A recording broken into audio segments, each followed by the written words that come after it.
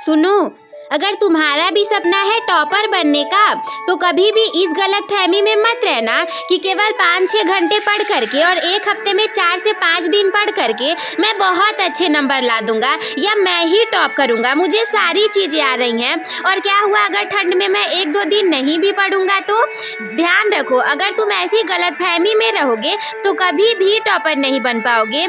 अगर तुम चाहते हो कि यश प्रताप सिंह की तरह तुम्हारे भी 97.83% या फिर उससे ज़्यादा अंक आए तो तुम्हें भी यश की तरह ठंड में 12 घंटे पागलों जैसे पढ़ना पड़ेगा। तुम्हें क्या लगता है सारे लोग बहुत नॉर्मल होते हैं जिनके कि 97, 98, 99% अंक आ जाते हैं? हाँ, ये दुनिया उन्हें पागल कहती है कि देखो कितना पागल है, ठंड में भी इतनी सुबह उठ करके पढ़ रहा है। जहाँ हम लोग 6-7 बजे तक सोते हैं वही यह सुबह उठ करके पढ़ता था। तुम्हें क्या लगता है कि ठंड लग रही है तो पढ़ाई छोड़ दोगे तो एग्जाम टल जाएगा? नहीं टलने वाला। तो कुछ बातें हैं जिसकी तुम्हें ध्यान रखना पड़ेगा, तो इसीलिए बिना स्किप के वीडियो में लास्ट तक बने रहना।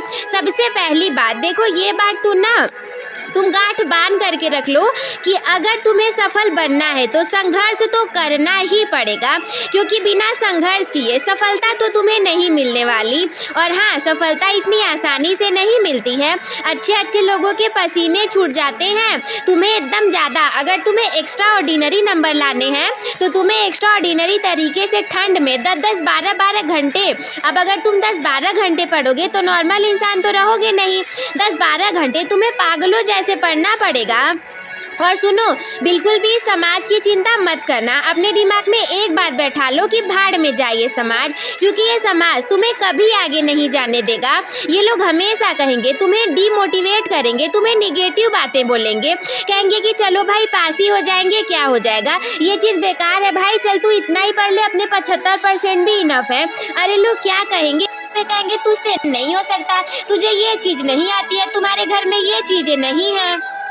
तो कभी भी ये समाज या फिर इनकी बातों को लेकर के मत चलना, क्योंकि जितने भी लोग सफल हुए हैं या बहुत अच्छे नंबर आए हैं वो कभी भी समाज को लेकर के नहीं चलते, क्योंकि जहां तुम समाज को लेकर के चलना शुरू कर दोगे वहीं पे सारी चीज़ें ख़त्म हो जाएंगी। इसीलिए भाड़ में जाए समाज।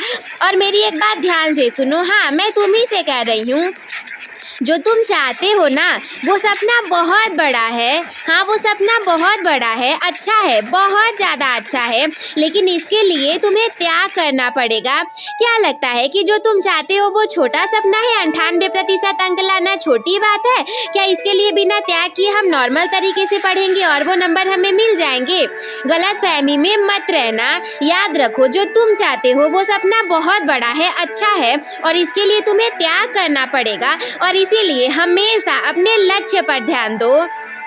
बाकी की चीज़ें डिस्ट्रैक्ट करने वाली हमेशा डिस्ट्रैक्ट करेंगी, लेकिन अगर तुम अपने लक्ष्य के प्रति गतिशील हो गए, नए साल में खुद से वादा कर लो, हाँ मैं अपने लक्ष्य के अलावा और कहीं भी ध्यान नहीं दूंगा, अपना समय कहीं बर्बाद नहीं करूंगा। क्योंकि ये बात याद रखना, विकल्प तो बहुत मिलेंगे मार्ग भटकाने के लिए।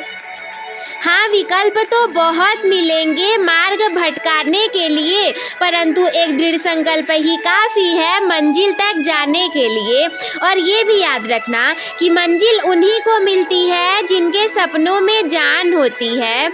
हाँ, मंजिल तो उन्हीं को मिलती है जिनके सपनों में जान होती है। और सिर्फ पंखों से कुछ नहीं होता, हौसलों से उड़ान होती है।